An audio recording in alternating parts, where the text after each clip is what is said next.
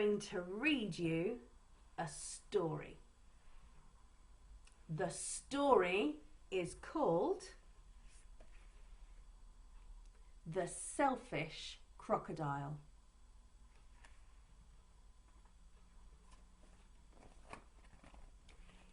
Deep in the forest, in the river, lived a large crocodile.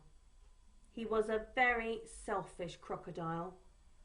He didn't want any other creature to drink or bathe in the river. He thought it was his river. Every day he shouted to the creatures of the forest, "Stay away from my river. It's my river. If you come in my river, I'll eat you all."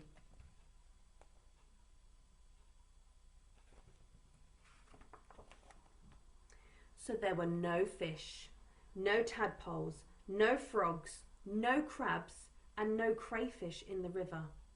They were all afraid of the selfish crocodile.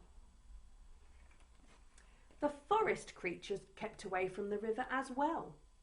Whenever they were thirsty, they went for miles to drink in other rivers and streams.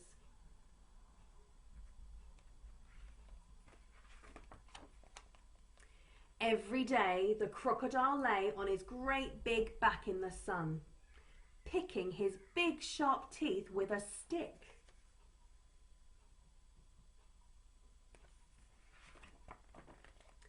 But early one morning the forest was awakened by a loud groaning sound. Ow! Something was in terrible pain. Ow! Ow! The creatures thought that it was an animal caught by the crocodile. Ow! But as the sun came out brightly, they saw that it was the crocodile who was in pain. He was lying on his big back, holding his swollen jaw, and he was crying real tears.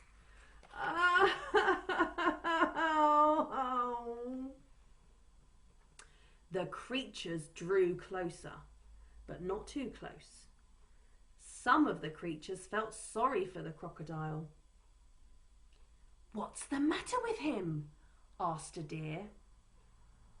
"I don't know," said the squirrel. "Maybe he's going to die," chirped a bird. "If that happens, it will be safe to go in the river," grunted a wild pig. The animals thought about this. They hung from branches, they hung from vines. They buzzed in the air and they shook their heads as they watched the great big crocodile in pain. No animal tried to help.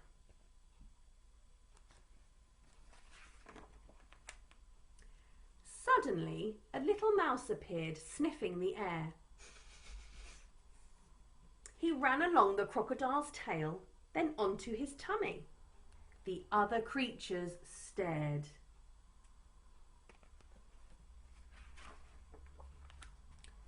"Look at that mouse," chattered a monkey. "He's either very brave or mad." "He's going to be eaten for sure," said an iguana. The mouse crept along the crocodile's big neck and into his open mouth. There was a hush in the forest. The mouse got hold of something and pulled and pulled and pulled. Then he put it on his shoulder and walked out of the crocodile's mouth. There was a loud cheer from the astonished creatures. "Hooray!" The crocodile sat up and said, "I don't feel any more pain. It's all gone." Then he saw the mouse walking down his tummy, carrying an enormous crocodile tooth on his shoulder.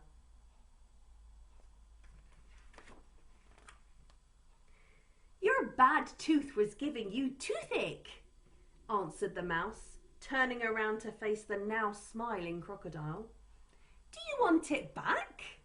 "Oh, no, no, no, get rid of it," And when you've done that, come back. I'll have a present for you." The mouse went and buried the bad tooth under a tree. And when he returned, the crocodile had a nice juicy nut waiting for him.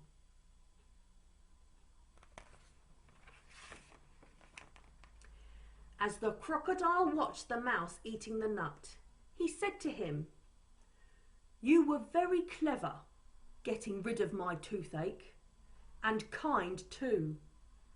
I am so grateful. But what shall I do if my toothache comes back?" "Don't worry, I'll help you take care of your teeth," answered the mouse, nibbling. Soon the crocodile and the mouse were best friends.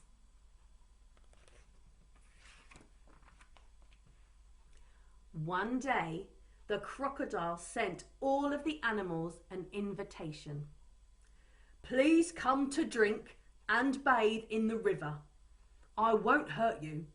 The river belongs to all of us," he said. The creatures weren't afraid to drink and bathe in the river anymore. Although the crocodile was sometimes snappy, they grew to love him. And soon the river was full of fish and tadpoles and crabs and crayfish. The end. Our story has finished. Thank you for listening. Goodbye.